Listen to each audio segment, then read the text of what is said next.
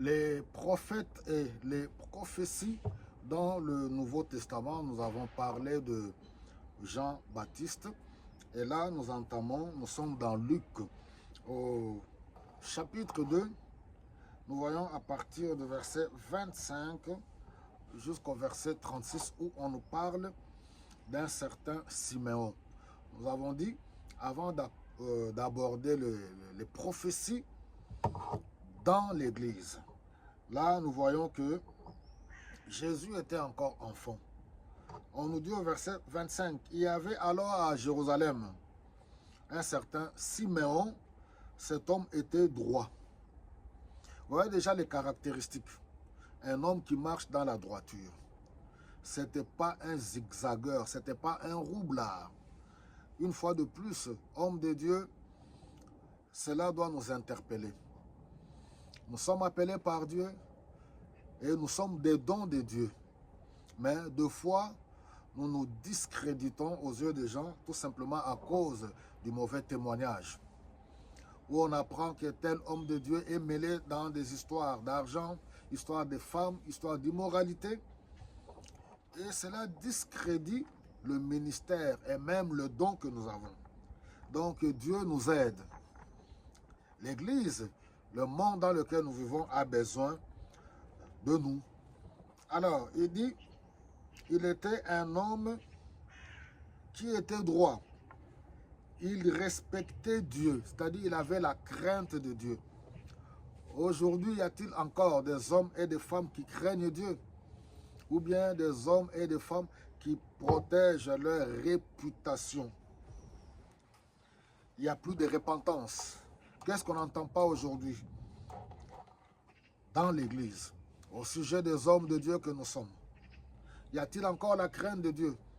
C'est ça même quand Paul écrivait à Timothée par rapport aux critères de celui qui aspirait à assumer la tâche d'évêque, c'est-à-dire pasteur, ancien,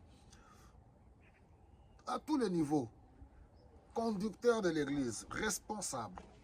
Il faut qu'il soit irréprochable. Ces choses-là, bien aimés, doivent nous interpeller encore aujourd'hui. C'est pour cela que les gens ont difficile à croire à nos messages. Grands prophètes, grands bishops, grands apôtres de renom, autant d'églises, de grandes églises. Mais quand on creuse un peu, oui, histoire d'argent, on a pris l'argent là-bas, voilà, l'argent des fidèles, il fallait acheter telle chose. Voilà, on apprend ceci et cela. Voilà, on apprend dans la politique, on a reçu des enveloppes à gauche et à droite. On nous dit que Siméon respectait Dieu et attendait celui qui devait assurer, devait sauver Israël. Le Saint-Esprit était avec lui. Il se peut qu'au début, tu as commencé avec le Saint-Esprit. Est-ce que tu l'as jusqu'aujourd'hui? Siméon, homme âgé, droit, craignant Dieu, rempli du Saint-Esprit. Alors, je vais rapidement, on nous dit tout simplement au verset, à partir du verset 33, le père et la mère de Jésus étaient tous étonnés de ce que Siméon disait de lui.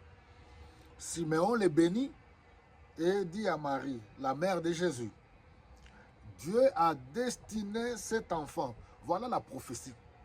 Il est en train de prédire. Il est en train de proclamer. Dieu a destiné cet enfant à causer la chute ou le relèvement de beaucoup en Israël. Il sera un signe de Dieu auquel les gens s'opposeront et il mettra ainsi en pleine lumière les pensées cachées dans le cœur de beaucoup. Quant à toi, Marie, à la mère de Jésus, la douleur te transpercera l'âme comme une épée. Voilà, il est en train de prophétiser sur l'œuvre, le ministère de Jésus-Christ et la souffrance à venir de Marie quand Jésus sera arrêté, crucifié, mis à mort. Et gloire à Dieu, ressuscité le troisième jour. Voilà, mes bien-aimés, quand on prend les prophéties, que ce soit dans l'Ancien Testament ou même le ministère prophétique, comme on continue là dans le Nouveau Testament, Paul l'a bien dit, celui qui prophétise, il édifie, il console, il fortifie, et ainsi de suite. Comparez maintenant à ces quelques prophéties que vous avez ou que nous avons aujourd'hui. Nous avons la parole pour discerner, comprendre que cet homme, c'est un roublard. Cet homme, c'est un diseur de bonne aventure. Et même si jamais quelqu'un disait des choses vraies, parce qu'un peu plus tard, on parlera sur les dons de l'esprit. Il n'y a pas que la prophétie, il y a les dons de révélation, parole de connaissance, parole de sagesse. Il y a des gens qui n'ont pas une source divine quant aux révélations, parce que n'oubliez pas, c'est pour cela que nous devons nous attacher au Saint-Esprit. Il y a des gens, des hommes et des femmes qui parlent sous inspiration des autres esprits qui n'est pas du tout le Saint-Esprit. Alors les gens sont étonnés quand quelqu'un dit non, voilà, le prophète là, il m'a dit, les vêtements, même les vêtements que je porte, les couleurs de mes petites tenues que je porte, il a donné les couleurs. Ah, c'est un grand prophète de Dieu.